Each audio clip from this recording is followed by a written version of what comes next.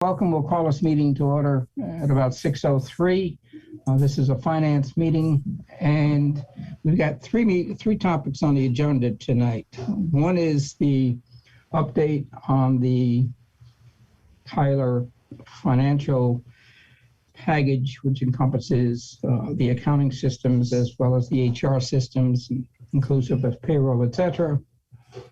The next item would be the budgets that we proposed and what we're going to do or what's in the process in order to compensate for what the city gave us. And then a third item was the last item that was ended, which would be to discuss the exempt employees. I guess these are salaries. So let's take it in the first order. Let's go back to the Tyler update on the implementation of the system.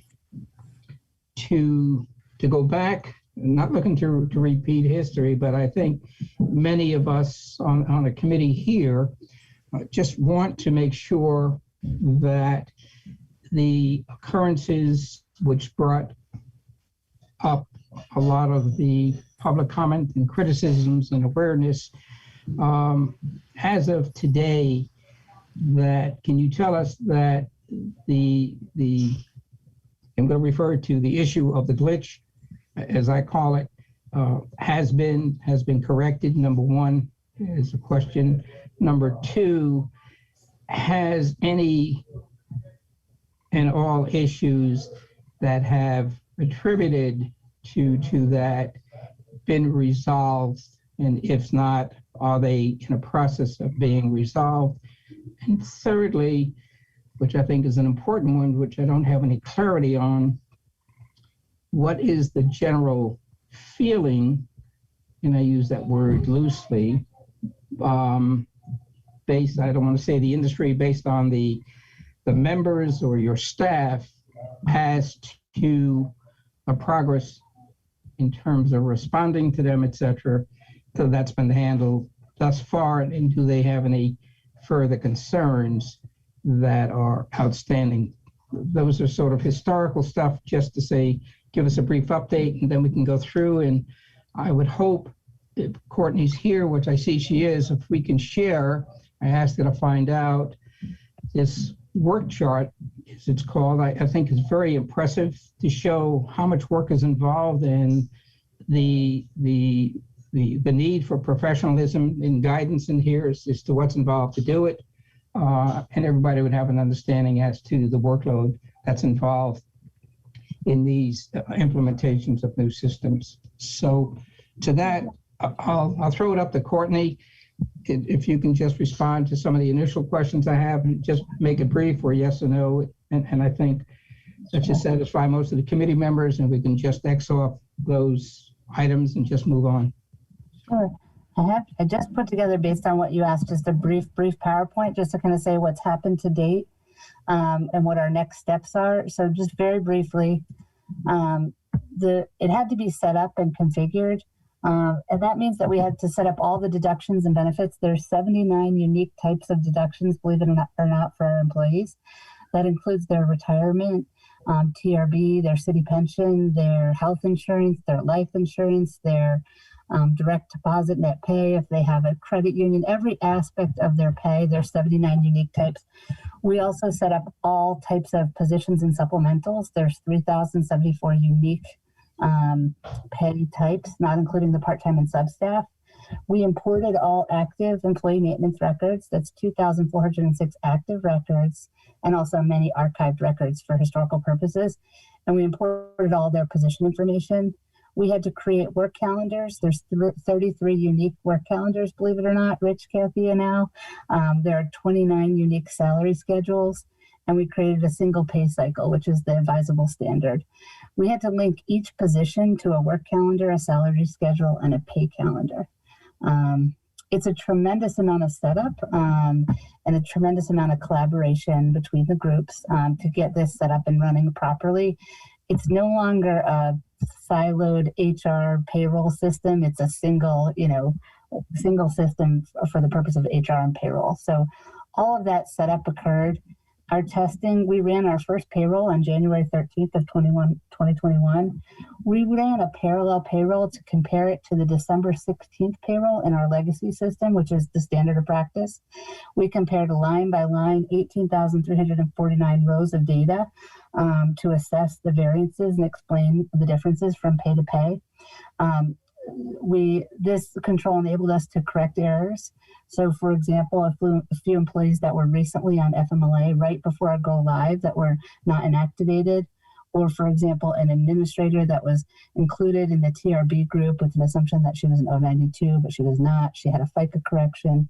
There were a few things that happened in those first few days because of the volume of records and, quite frankly, the short length of time that we had for implementation.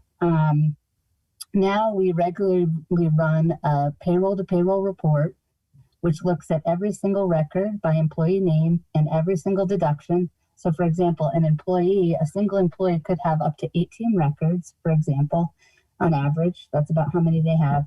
If they have many positions and if they have many different types of deductions, we run a variance from payroll. For example, the last one we ran was 24. So we look at the posted payroll 23. We compare it to payroll 24.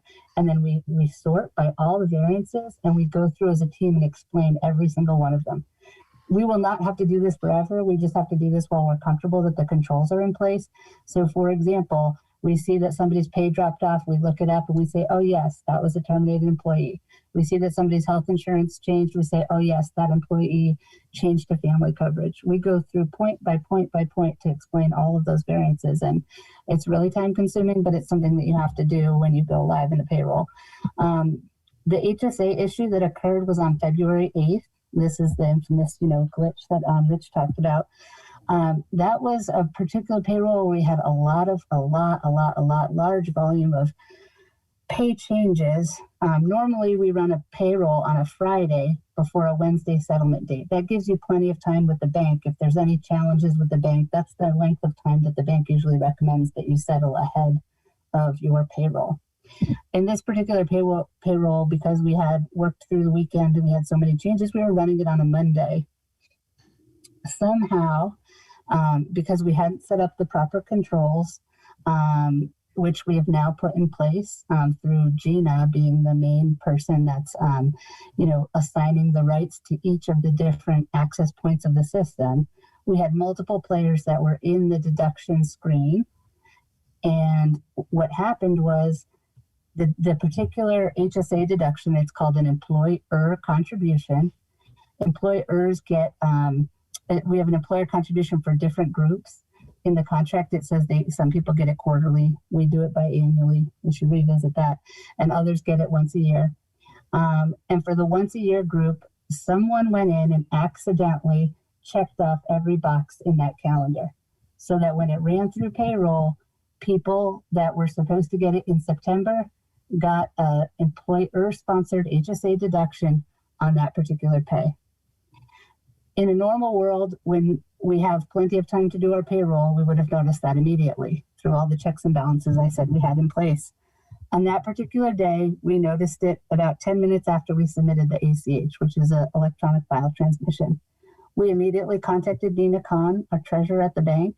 We spoke with her, and she assisted us to get the proper items in place to do a full reversal of that ACH transaction.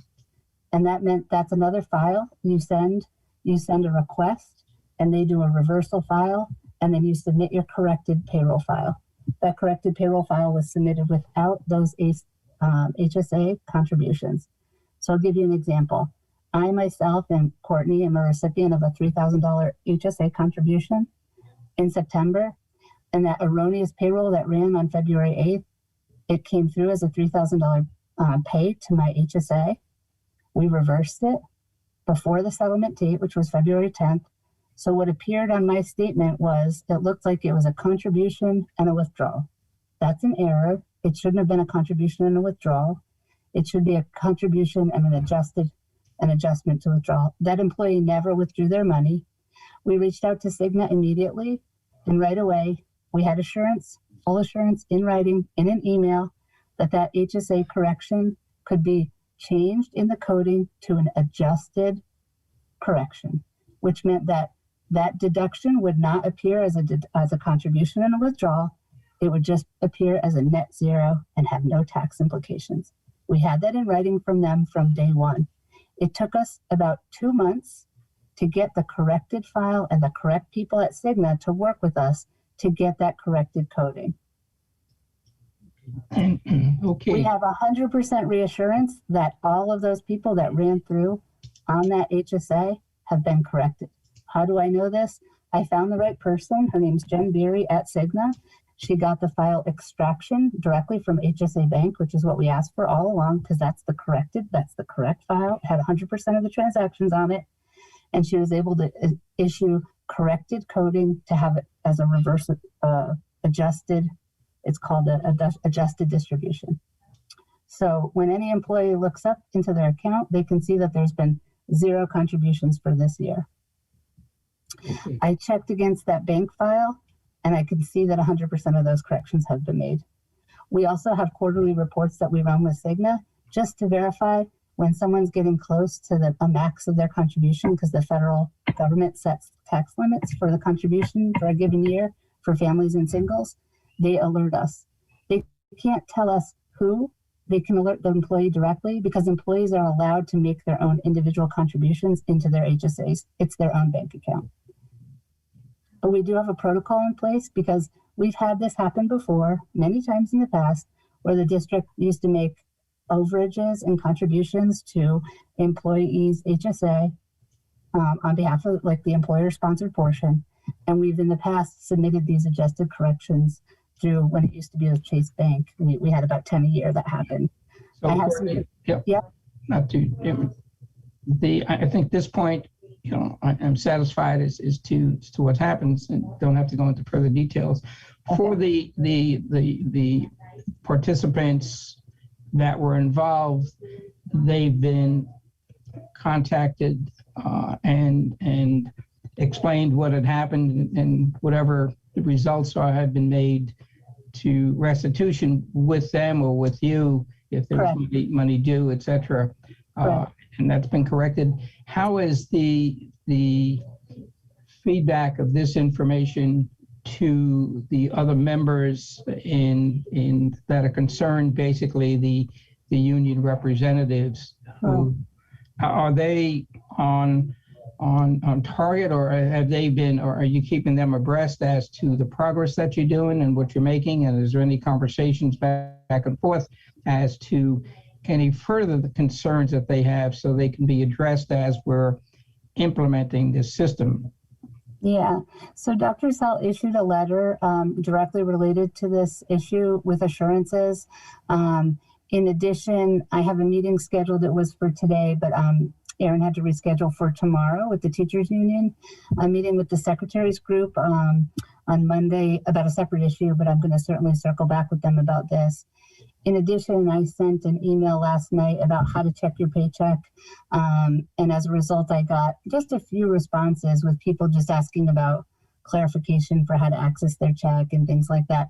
And then Dr. Sal sent an additional communication today. And as a result, I've gotten a lot of questions, but the questions are all not errors. They're easily answered.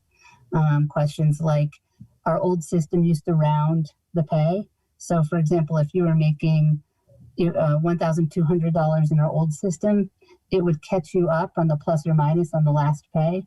But our current system rounds to the penny.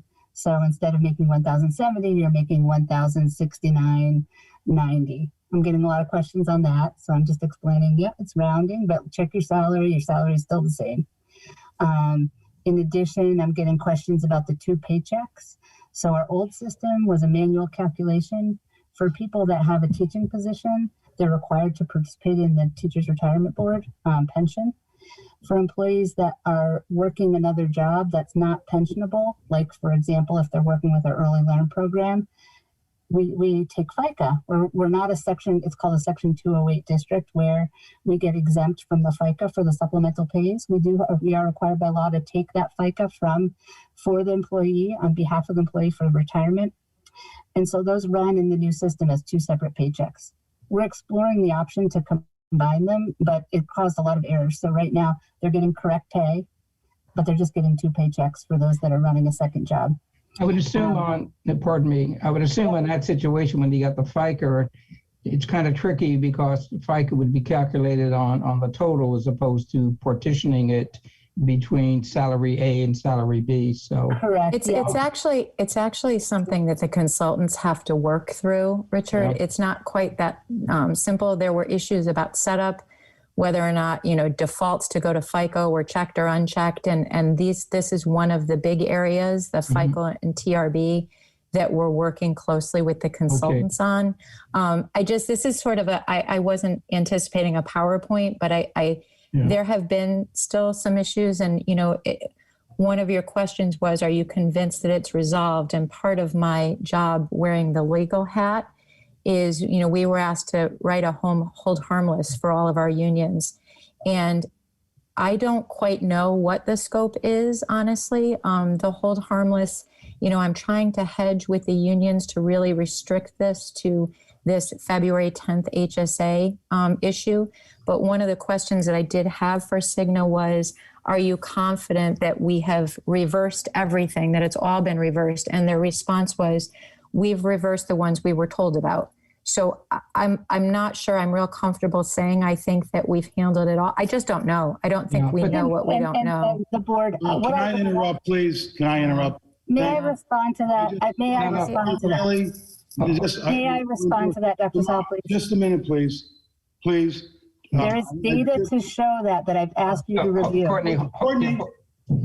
Okay, Sal, go ahead. This is where we're having issues, obviously. I just discussed with the consultant, one of their activities, Richard, based on last week, is that they're going to meet with Courtney and with Kim to double check all discrepancies and get to the bottom of it. Okay. So that we can have the assurance. Courtney identified the people we know, and there may be others. So the job is for them to sit down and say, yes, that was it, or it's a little further. And I think as of tomorrow, they have a plan for that. Okay. And let me respond to that, though, let me respond to that, please. So we were talking specifically about that February issuance, right? In addition, the representative from HSA, that's a very junior person, sent us a file saying that these additional contributions were questionable from the payroll side. She did that in error. They were actually voluntary contributions from the individuals that were sent outside of the district directly to HSA Bank. We can explore that with the designated, with the consultants. There was an additional issue with the HSA outside of this payroll when too many people had access to that deduction, where 4 people got that prorated. I've since turned that off. I am not allowing us to do. But Courtney, hold on, Courtney. Don't mean to shut you off. I think Sal explained at this point here that what's being resolved. You don't have to go through all the details. I'm not looking to rehash what had happened. I'm just looking to get an update. And I think you've answered the question. I have a question for Kim. In layman's terms, so I don't have the Fed side, what does hold harmless mean? So it can mean a lot of different things, honestly, Dick. But in this context, what we're looking for is, look, the good news about all of this is that I don't think that the dollar exposure is large because everything seems to be reversed. At least all those ones on that February 10th were reversed. Yeah. But the concern is just if there are ramifications down the road. Let's say, for example, I'm not saying this is going to happen, but let's say the W-2 ends up being wrong, or there are tax consequences, or we missed one and you blew across the cap for depositing into your HSA account. There may be tax ramifications for that. And what the union has asked is, would you hold us harmless, hold your employees harmless, not only if there are financial penalties, but what if they get audited? What if they need to have an accountant? And so part of what I see my job as being is narrowing down the risk of exposure on those things. And that's the nature of the hold harmless. I'm trying very hard to do that by letter with these groups. They're looking for a formalized agreement. And I think, I'm trying very hard to kind of work with them, because the message obviously for us is, if it was our error, anything stemming from this, obviously that flows, we're going to help you fix. But that's why I think, in working particularly with Shipman and Goodwin and talking about the scope of a hold harmless, what we're trying to do is make sure that we've got some idea of what we think that's going to look like. And like I said, the good news is that the reversal happened. Sure. It didn't happen the right way at first, but it did happen, so that the dollar exposure is really just on those few people that were able to spend the money that went into the account. They kind of had a hole in one. Yeah, sure. But I think this residual exposure is the other one. And it's a massive transition. There's a lot of data. And I always get nervous with the global statements that we've got everything. That makes me nervous. Well, let me go back and just ask, would I be naive to think that this general hold harmless would be that, there's never, we're going to attest to the fact that there's never going to be a mistake. And if there's a mistake, Oh, no. We're going to. No, Rich, that's why we're trying to, that's why. I understand it to pin it down, because it would be almost impossible to make a statement. I'm zeroed around that February 10th date, honestly. Yeah, okay. Zeroed around those. Yeah. And we had past practice, Rich and Kim and Dr. Sal, I'm sure you're aware of this, where if we did this, which we have done many times in the past, going back years, there was a form that the employee submitted saying that they agreed to reduce the next HSA contribution, which happened with these 4 individuals. They all agreed in writing and said that, yes, we access it, and they were very kind about it. And they said, yes, offset our September deduction by this amount. And it's past practice. We've always done that. Okay. And Richard, I have a question, Richard. Yeah, go ahead. For Courtney, Kim, and whoever. In the project progress, all right, we show under payroll, need to go through all the rules and responsibilities of payroll run. We'll be setting up and maintaining deductions. And there's also some others, confirmation and validation of payroll accuracy, and confirm all deductions are working accurately. Need to validate the tax setup. We have target dates of May 25th and May 21st. Have those targets been met already? Yeah. I can share with you some of the targets. Let's see. So on the general ledger side, you're asking specifically about the testing. Under the section of payroll, because that's the portion we're working on at the moment, right? Yeah, let me find. Dr. Sal, is it okay for me to share the work plan, or?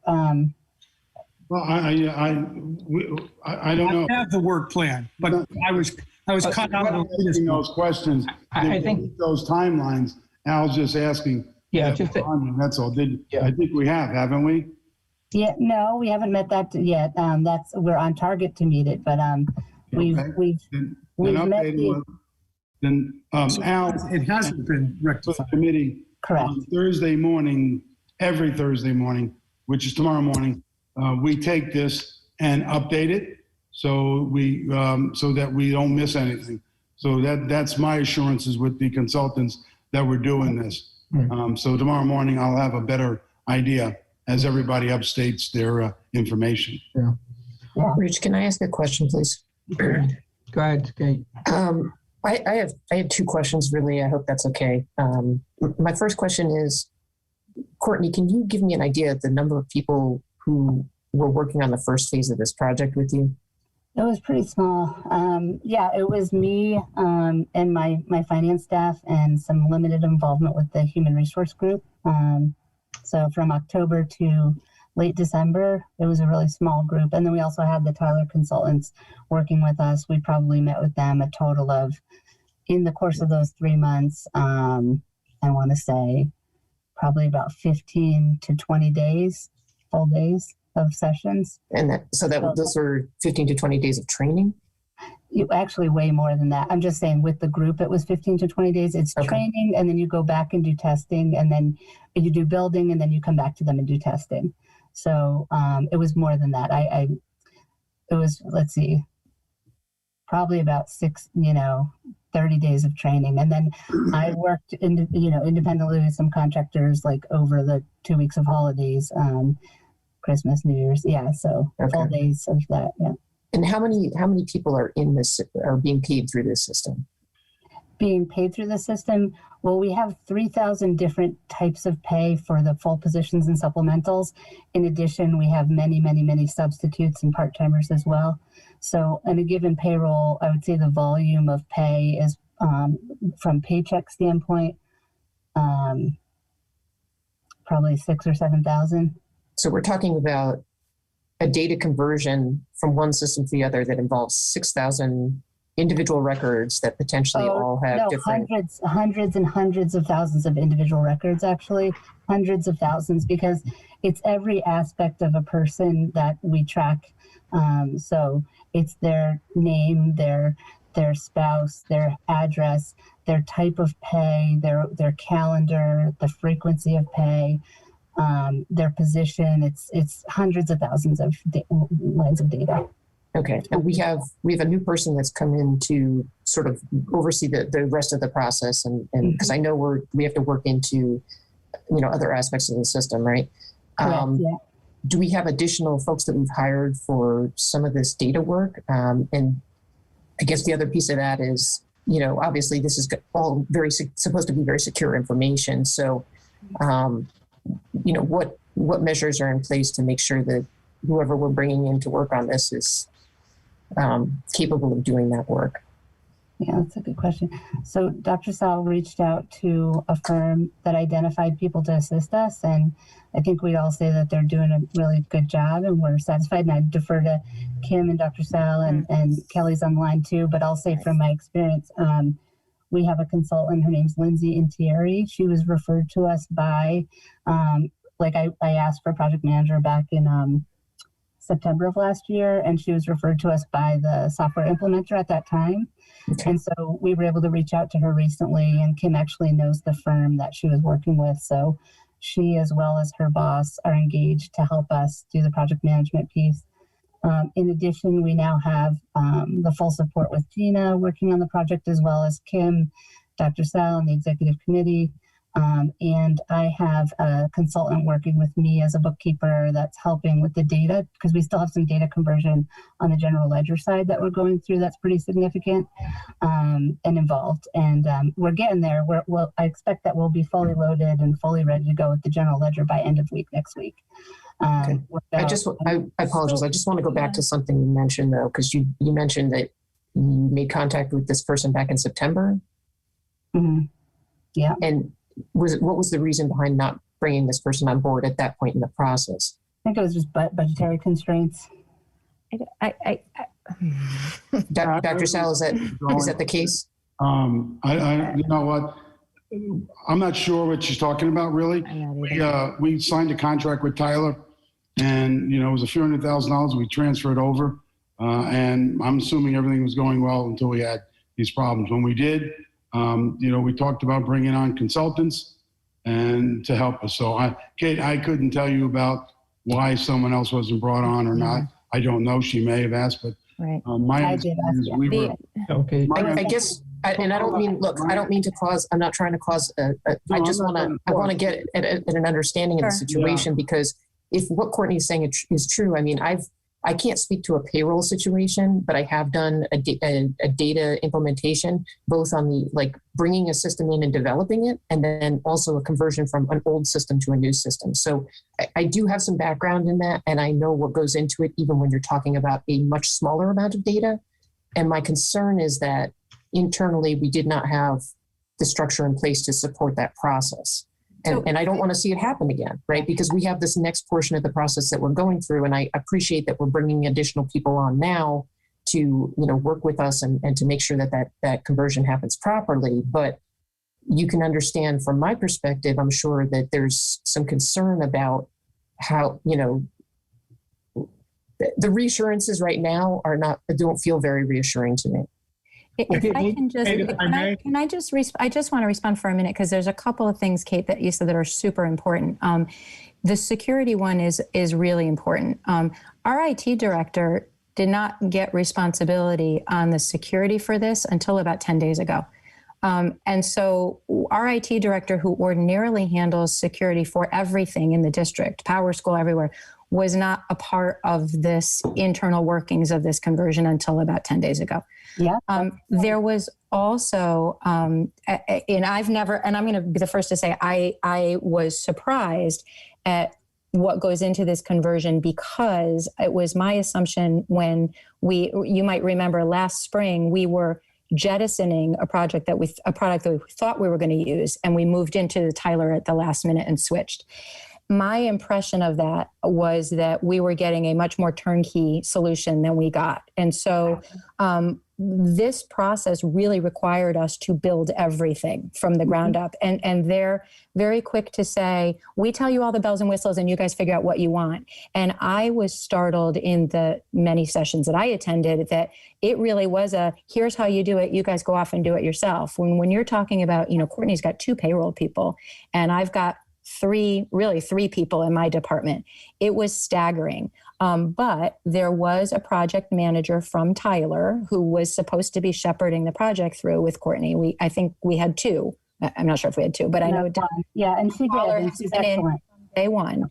And she's been helping to shepherd. My approach with my team was I have a couple of people who do different things, and I tapped one to be the captain for our team. And she attended, I think it was over 70 sessions since the summer. So since the spring. So Melissa Bang from my office often was on those sessions doing something else with her screen on, but there to answer questions, to provide input. So and on many occasions, my team was brought in at the last minute to do a calendar, to answer a question. So they were pretty involved all the way along, but I think none of us were really aware until we got to January that, we had to migrate large amounts of data, and we have people that do that every day. We have people that handle all of our student data, and those people were not involved in the data migration. So I think we're all kind of trying to figure out now kind of where we are. And that's why the consultant, particularly the project manager from Bloom Shapiro, well, not called Bloom Shapiro anymore, but that's why they're so critical, because they're coming in to sort of sort through where we've been and try to figure out. But it seems to me that when we imported some data, rather than just taking the same data, we changed a lot of it. And I don't know why, but that's what we're trying to sort back out now. So I'm not really comfortable answering a lot of your questions right now because I don't feel like we know enough. Every Thursday, we're getting more information. I hear what you're saying, Kim. I can only speak from my own experience with this, right? Mm-hmm. But this is a pretty common problem. And this is something that a lot of folks who go through these kind of conversions come into, which is that your data doesn't necessarily translate directly. It's not like you're taking it out of one field in the system and putting it in the same field in the other system. Kate, if I may, we're drilling into the weeds, I think a little deep. There's a flow chart that is being built, that has been built on what has to be accomplished first with target dates. I believe, my opinion, yes, there wasn't enough personnel involved in the beginning, but that's been rectified. The project manager brought in some experts. And the data that I've seen from last week's meeting is this is being structured correctly with target dates that build one on top of the other. Yeah. And if those targets are met, we can move forward. And the fact that additional personnel has been brought in and additional expertise, I think we should just move forward with that. And I'm waiting for tomorrow's data to see if the dates have been met. Some of the payroll was due for May 25th, or May 21st, which is a few days off. So I guess I would like to weigh in. Let's be the fly on the wall and see if those points have been accomplished and those target dates met. But we just need to move forward. We know what the problem was. It's being fixed, and I believe a lot of it was personnel. And we have the expertise, outside expertise now to make it fly, to move us forward. Yeah, and I think ladies, excuse me, Kim and Courtney, am I correct in my statement? Yeah, I think you'll see when we do the deep dive of the data. I'm sure you're going to see that we're paying people correctly. Like, I have every confidence in that, and I'm glad that. How do we know, Courtney, if we're not running a side by side? How do we know? Kathy, that's what the people are doing with us. I actually do run the side by side every payroll. So can I finish my statement? Report. Yeah. Thank you. I think the question was to me, Dr. Sal. How do we know, Courtney? I don't. Catherine, this is where we're running into. That's why I'm bringing these folks in. Her team has been running that, yes, and we are doing a verification. one of the persons that we've brought in has done what Kate is talking about in her district. And she's really been explicit with advice. And she's identifying new reports that we didn't know existed that maybe they could work on to do some double checking. Tomorrow, there's Jeff and Lindsay and Kim and Courtney. We're going to talk about payroll, and then they're going to talk about this verification system. And then they're going to go double check exactly what Courtney's talking about, only a little deeper, to get to some of the things that maybe Kim is talking about. That's where I was trying to go with that. All right. So I'd just like to know what are the things, because I hold have on, not Courtney. heard a single Hold on. concern. Yeah, okay, hold it. In conclusion, because as Al said, this is not the forum to get into the details, and none of us on the board are really have a hands-on to really discuss it. We're just here trying to obtain certain information. But I do understand project flow because I have been. I'm not saying that. Let me finish, please. So, Mr. Chairman, could we sort of do this orderly, please? One person speak at a time. Thank you. Yeah. So, in conclusion, I was going to say that as I look at it, the issues happening prior, Kim is working on to resolve. All right. Whatever happened before 2020 hindsight, perhaps we should have had the project manager on board to start, but the fact that they're on board now is helping us implement the system and to go through all of these checks and balances. With regard to additional personnel, it's my understanding that the additional personnel has been authorized. It's perhaps just a matter of getting it. And the workflow chart that the workflow chart that was prepared is very detailed by function. It had purchasing, it had payables on it, human resources, HR, payroll, et cetera, So I'm comfortable that each of those are going to be looked at with the anticipated target dates. So I sort of, have been given answers to the questions I have. I'm not looking to, again, bring up before I get into a debate. I just want to move forward to know that we're moving forward in a logical, orderly fashion with professional help. I think everybody agrees that this is a monumental task that maybe we didn't understand before, but at the point, we've got a target date here, I believe, of July 1st to get everything working in a good order. So it takes a lot of teamwork. With that being said, if anybody has any more questions, that's fine.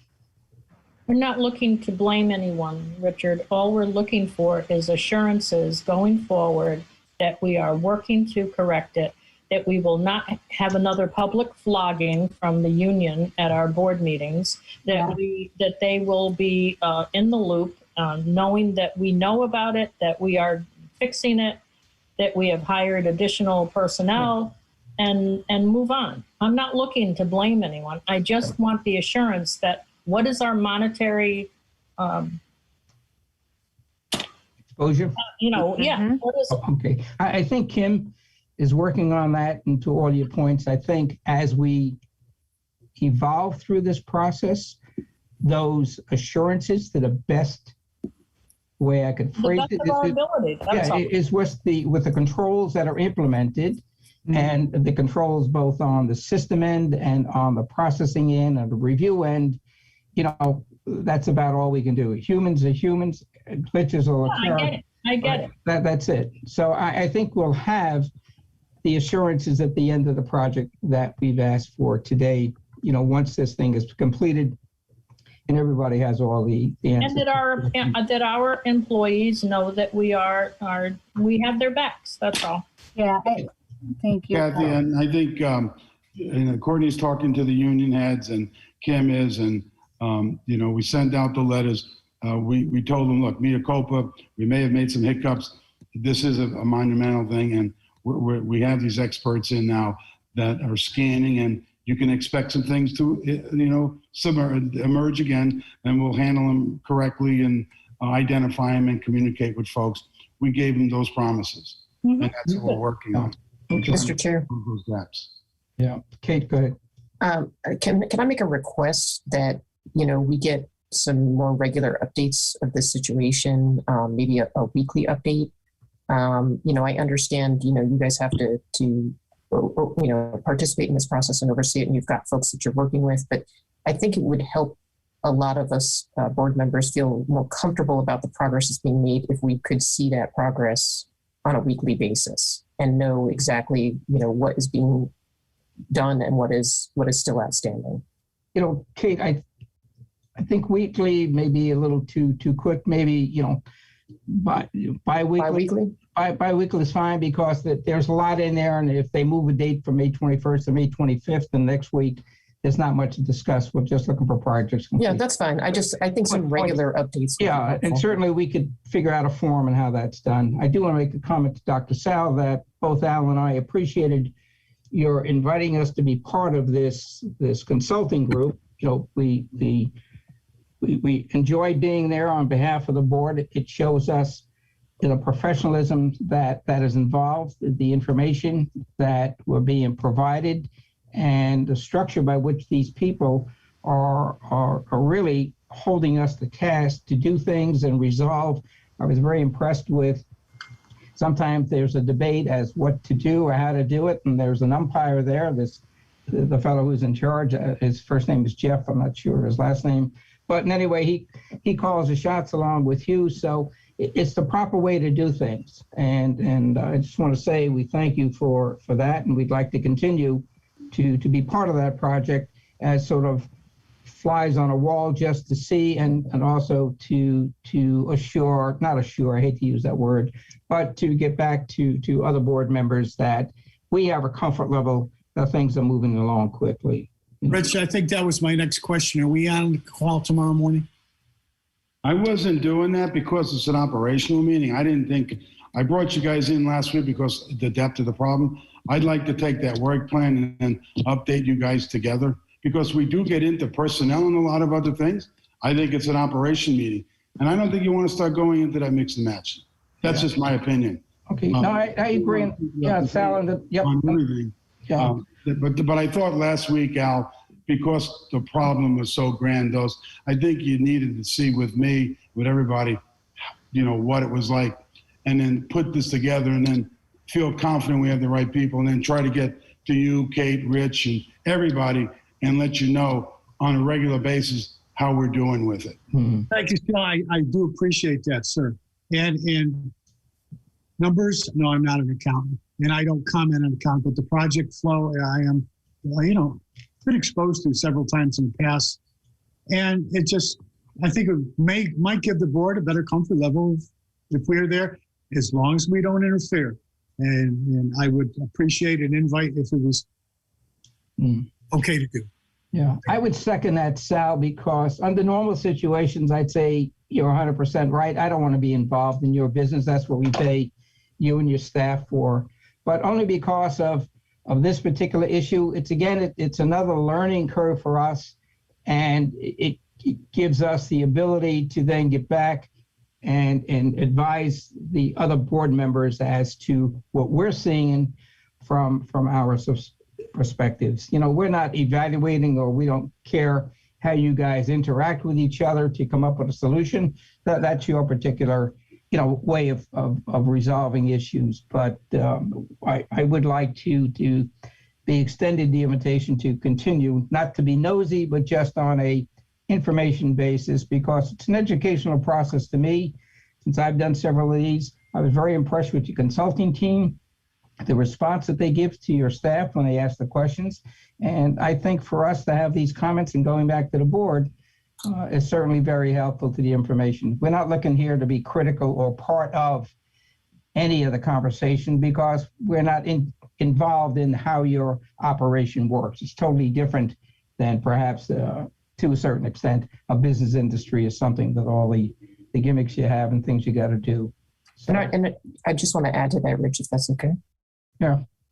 I think there's an additional component for us here as board members in that, an employee from the district came before us and said, I'm having this problem and I've escalated this appropriately up the chain of command and I haven't gotten a resolution. And now I'm coming to you with this problem. So our role in this particular situation, I think, is a little different than it normally would be because of how this is unfolded, and I just, to be able to watch what's happening and to see what's happening and have that ability to oversee is not the right word. Right. It's just to be able to be, included in that process. Right. I think that at this point, has become our responsibility because this has come up at a board meeting. Yeah. And that puts us in a difficult position, right? We have to honor our responsibility to the district. Especially when it comes to a budget item. Yeah. Okay. It's a very big deal. Yeah. So, with that being said, Sal, I asked for you to make an exception. We're not saying to make this policy. I know you only got 15 or 16 days, left, but, in this particular state, it would be appreciative if we can continue to be the fly on the wall and just as an asset and add to the comfort level that we're on the right track. So I'll let you think about it. If we get the invitation tomorrow, that's fine. If we don't, Now you'll get a phone call. Okay. So could we, for the other board members, committee members, can we move on? I just, before we move on, just everyone, it's been really tough on everybody. I understand. It really has. And, it's very, very sensitive and there are a lot of issues at hand. But you need to know that, the course of action is the correct course of action. And we'll do everything we can to keep you updated. You have my word on that. Okay. I don't look good in orange. It's a new shade of black, Catherine. It's not. No, it's not my color. It's not in my wheelhouse. Yeah. So Never. What does that mean? Does that mean we're not invited tomorrow morning, Sal, or we are? I want to think about it. Okay. All right. That's fine. As I said, let us know in the morning. You know what I said before about the opening of schools, when we spend all that money to reopen schools and we give it, it's kind of hard to take it back, something you gave. But all right, with that being said, let's move on to the second item. If again, I'll ask the other committee members, are there any other issues on this subject? Or any other questions or? Rich, could I just make one comment? It's that I think when you see, I welcome you to come and see the system if you're not going to come to the executive sessions and see the reporting that we get out of it. It's really exciting. It's a very robust accounting and reporting system, and also integrates human resource and finance in a way that we've never had. It's going to allow us to do multi-fund reporting and a lot of the things we've been looking to do for multi-year reporting as well. So in spite of, the negative spin here, I think once we have the consultants certify the validity of the data and the work that's been done to date, and the folks on our team get comfortable with that, as well as the board, I think you're going to see it's an awesome system, and it's going to really bring us many light years forward in terms of. I'm sure it is. Yeah. It's a lot of, So I need to say that. Yeah, it's a lot of hard work. It'll pay off. Yeah, it will. So to item number 2 on the agenda, the budget. Okay. Switching tasks. Generally, the first question is this: update us on what the status is. 2 questions: what the status is of the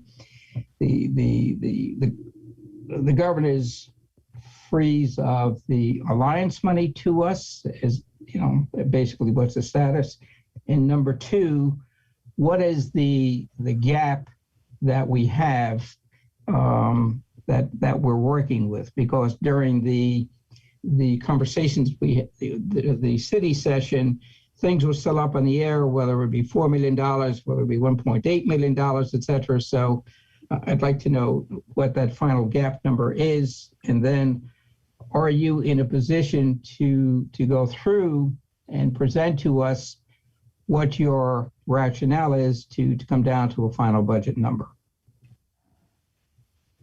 Yeah, I'm sorry. Let me just close this. I have Courtney, we worked on this. She has the information.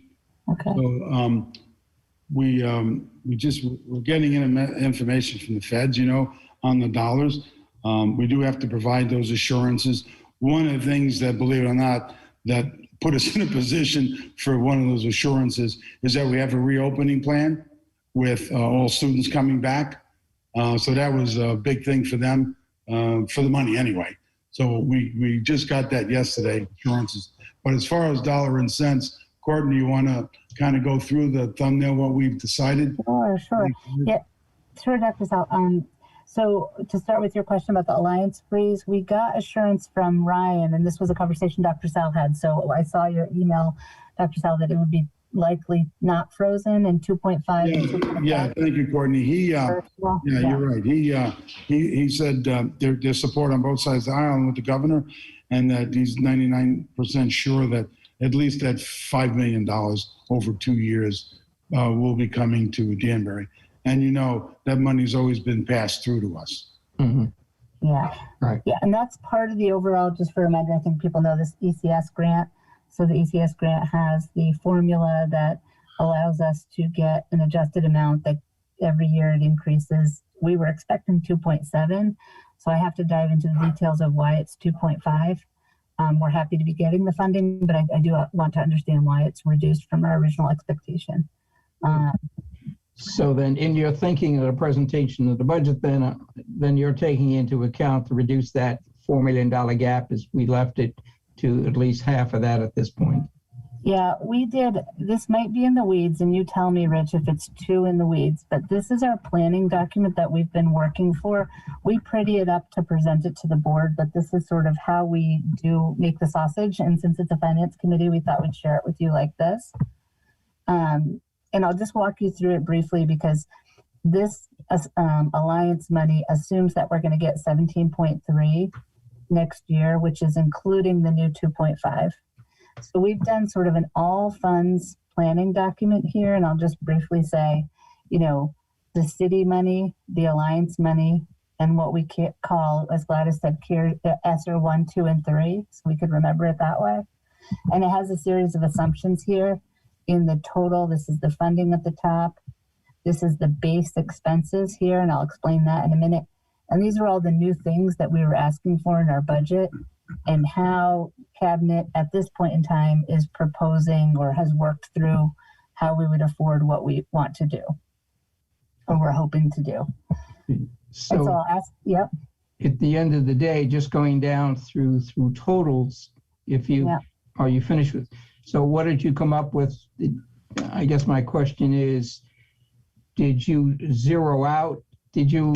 We asked for 13 million. Are we using all funding to accomplish the 13 million? Yeah, there were some minor modifications to our original ask, but for the most part, yes. Like right now, we asked for 13 million, which was partially, I'm sorry, you're not seeing one of my I don't know. Am I in an older document? I apologize. Give me 1 second, Rich. So it was, you'll remember the 3.7, which was the care. Let me see here. I'm so sorry. Okay. Here. 7.1 was our carry forward ask. And then in addition, we had about $13 million of new requests. This document is a blend of all of our city original asks and what we look to do with ESSER 2 and 3. So basically, we're saying that our carry forward ask would be funded with 3.2 million of the city dollars because we were already counting on this 1.2 for the enrollment growth, and then $2 million of Alliance. So that's shifts of things that we were doing in our one-time grants into Alliance of $2 million, and then another shift into ESSER 3 from some of our baseline money for the $6 million that we needed. I'm sorry, for the $7 million we needed just for the carry forward. In addition, we're looking to do these additional things. So if anybody in Cabinet would like to interject, I'm just going to present the numbers. But we called this Brookfield enrollment and distancing. And this is, for high school teachers, high school overloads, the Brookfield that we talked about, the teachers that are needed for staffing at the Brookfield campus, some support staff like nurses and safety advocates and custodial staff, and the teachers that we would need and the special ed support staff in addition. So how we are proposing to afford this is we put a portion of it into our grant application that we submitted for ESSER 2. And we would propose, at least at this point in time, that we put another 2.3 into ESSER 3. Okay. So I'll just go back. Yeah. Just let me bear with you. So it appears to me that this is is this what you look to present to us, or are you going to adjust this further? So this is where we are now with our latest set of meetings about the budget.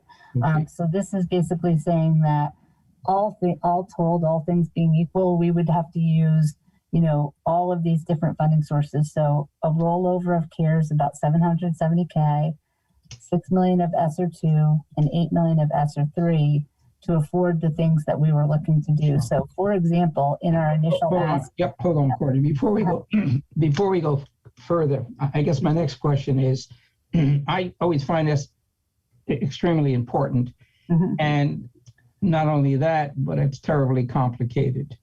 However, in the interest of the rest of the board members, my position would be, my feeling is that we hold off, now that you finish this, we hold off this presentation to the Finance Committee, because it would just mean a regurgitation of this, going through this, for in-depth time. Yeah. And then to present it to the board, we're wasting a lot of time repeating it. So would Mrs. Cooper agree, and Dr. Sal, do you think it would be worth it to stop here and make this presentation available to a board workshop, so we have all 11 members of the board participate in the answering questions on this, and not just the 4 members that you have here? I think it would be certainly more informative to everybody else, rather than go through this thing twice and have to regurgitate the information twice. Yeah, it's the board's prerogative, Rich, however you want to handle it. I know we're all, you got a lot of meetings coming up. Yep, I know, but this is important, and I think the comprehension of it is the next meeting. Yeah. If you want, it's okay with me. Yeah, Mrs. Cooper, what do you think? What about the other committee members? Well, I think the workshop would be appropriate, but we have to fit the slot in for a workshop. I'm sorry, I didn't hear your last part. You got to find a time to do it, I think. We have to find the time to do it. Okay, all right. And then what about the other committee members? What are your feelings? I think it would be helpful to have a workshop. Okay, Mr. Russo? I was quiet on this one. Catherine? Catherine's on here too, just so you know. Catherine, okay. It's fine if we have a workshop. Okay, great. Catherine, Al? It's Catherine, and I'd rather have a workshop also. Okay, and I haven't heard from Al, but He's muted. I've had some outside interference, so I had to mute myself. What was the last question, sir? I'm asking to postpone this presentation to the Finance Committee tonight, to do it to the full board of the workshop, so that everybody's privy to the information and could ask their questions as they seem fit. I have no issues with a workshop. Okay, I'd like to great. reiterate my interest in being there tomorrow morning at 8 o'clock. Okay, that's a different issue. However, all right, then My issue. we'll work out a timetable. We'll fit it in, because I find this terribly important, very complex, and we're going to need a lot of time, and I'd like everybody's input on it, particularly since we're going to have a changeover next year in some of our board members. So I think those that are on the board next year that are here would have this and will be able to have the continuity as to what's happening rather than just a snapshot of it. I think that transitional educational process is very important as we go forward. It's going to be more and more difficult to keep track of all this stuff. So let's put this off, and we'll come up with a date as soon as possible. And we'll Mr. Janelli, while we have everybody on, could we look at a possible date of June the 2nd? June. No, I'm sorry, I'm busy on the 2nd. It's a Wednesday, right? And we're free, no board meeting? But then again, my opinion don't matter anyway. We have a policy meeting that evening at 6. You want to do it at 7? Can you, Al, you said you couldn't be there? No, I'm afraid I'm engaged on the second. What about the 3rd, Gladys, and Rich, on that Thursday? June Yeah, 3rd. we can look at the 3rd. I'm not available on the 3rd, I'm sorry. Okay. Okay. I'm available Wednesday night. Maybe Al can make it later, or Thursday night. Thursday night would be good. Thursday the 3rd would be good. Maybe you could have it a little early at 6. That's fine. Is Thursday, June 3rd, okay? It is. Okay, so it's settled. So we'll have that at 6 o'clock on June 3rd. And what I can do then, Rich, if you like, is get materials to people in advance. I know some people like to have something in hand. I think that would be an excellent idea because scrolling down quickly on this stuff, It doesn't work, yeah. and it also allows people time to see where your crossouts are. Yeah. And I think that's a good idea. And I think what I'll do, Rich, since you're trying to get at what of the 13 million we afforded and didn't afford, I'm going to separate this out into 2 buckets. The first bucket will be what our original ask was in the total, and then the bottom bucket will be what our new things are related to ESSER, 2 and 3. And then we'll have a total. Also, Rich, and the rest it sounded from our lobbyist, Ryan, that the governor, we might actually know by that day what's been approved, because there's still some hanging shads, I call it, with some money in that could come our way. So we may also by that day know what the governor has signed. Okay. And Sal, I got to be very open, and I'll explain this to everybody on the meeting as well as Coffee. I am very concerned ultimately down the road. But I think one of the greatest things we did, and it's certainly an educational benefit to when we presented it, was that multi-year budget, because I think it helped the general public, it helped the council understand where we are. I'm concerned about the additional funding that we're going to be adding to our operational budget in the years to come. Not only taking this into account and forecasting that in the years ahead, but interpreting a budgetary scenario for the reopening of the schools that we're using federal funds for, as well as the funding of the academy.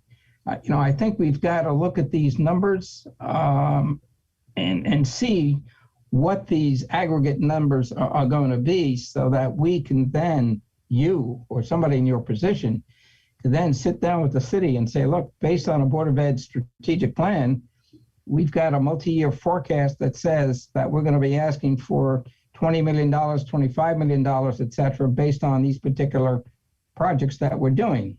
To me, it makes sense to share this information, have a working relationship with the other part of the city government there, so they could at least work to see what their revenues are to support this. We go year and year and we keep coming up with, requests. We throw stuff against the wall, we make it work. And, we're always robbing Peter to pay Paul. But in this particular case, we're going to be up the creek with a paddle, without a paddle, because of the size of this cliff that we're building.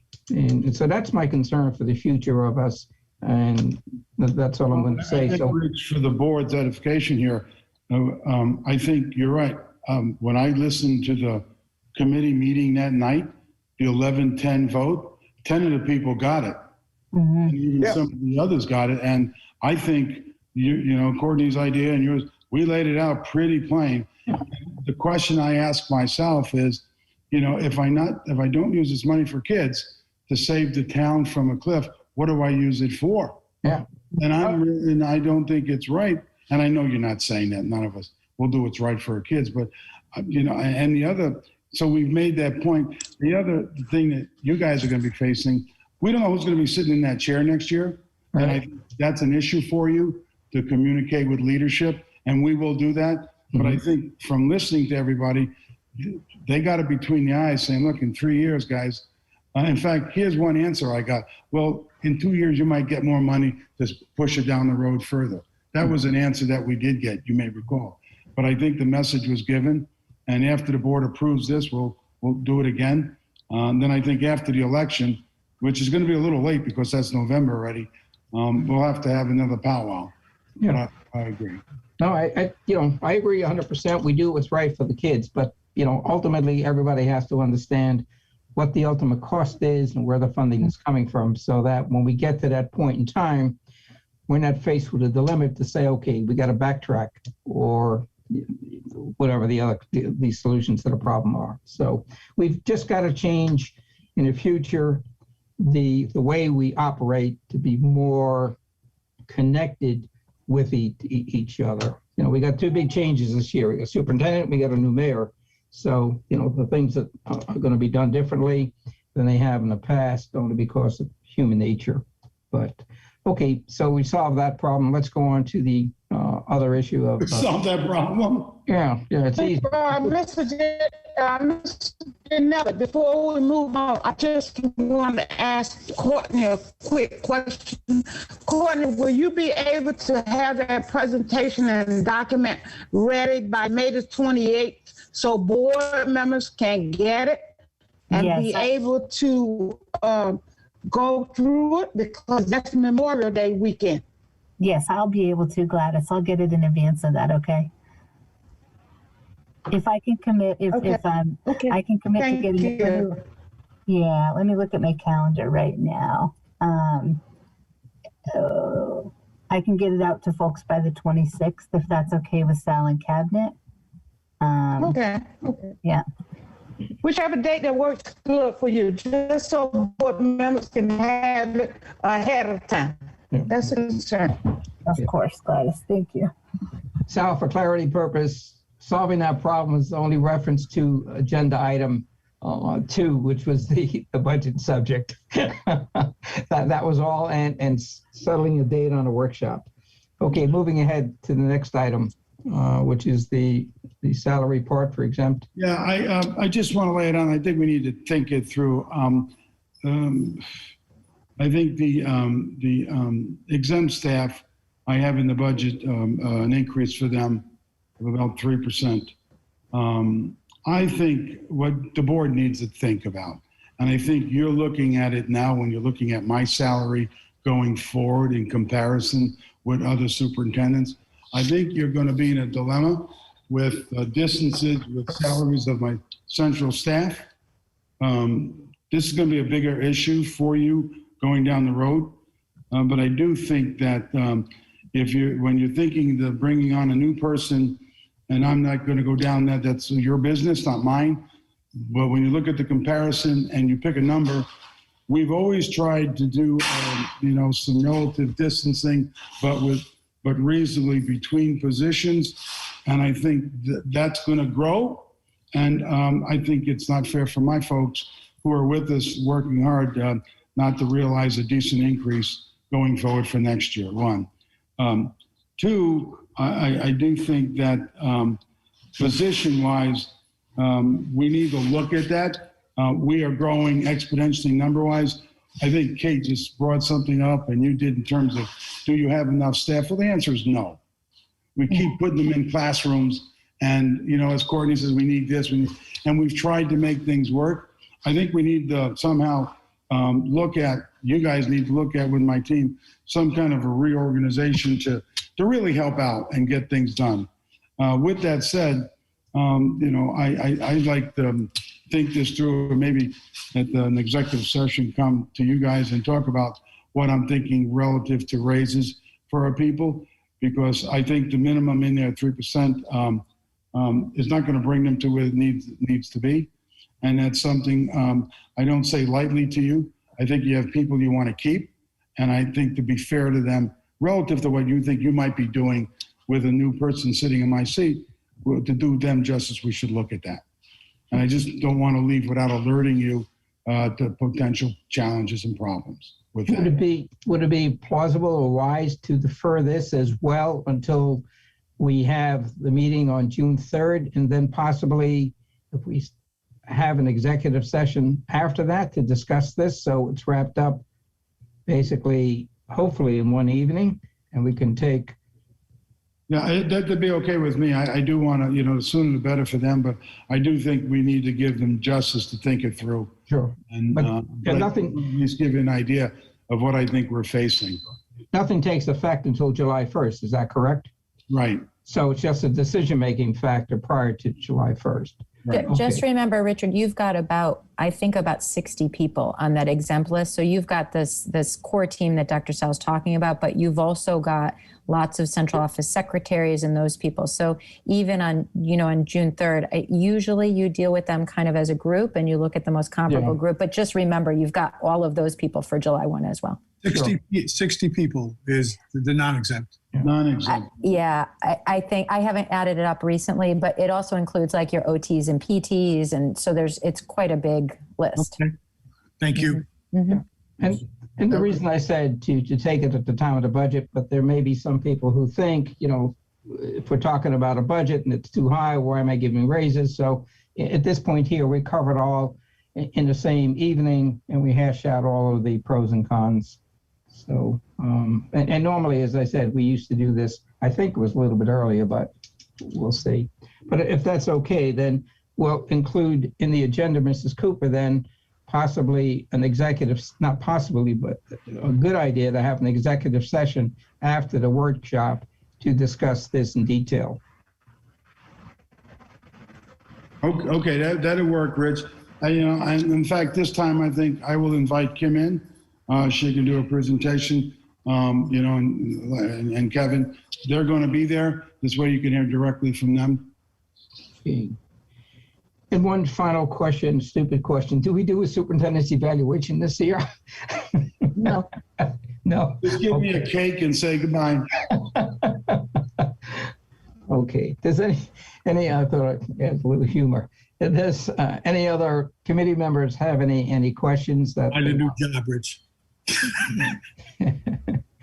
I'm good. You need a motion to adjourn? That's fine. Make a motion. Okay, I'll second it. Thank you. All right, guys. Thank you.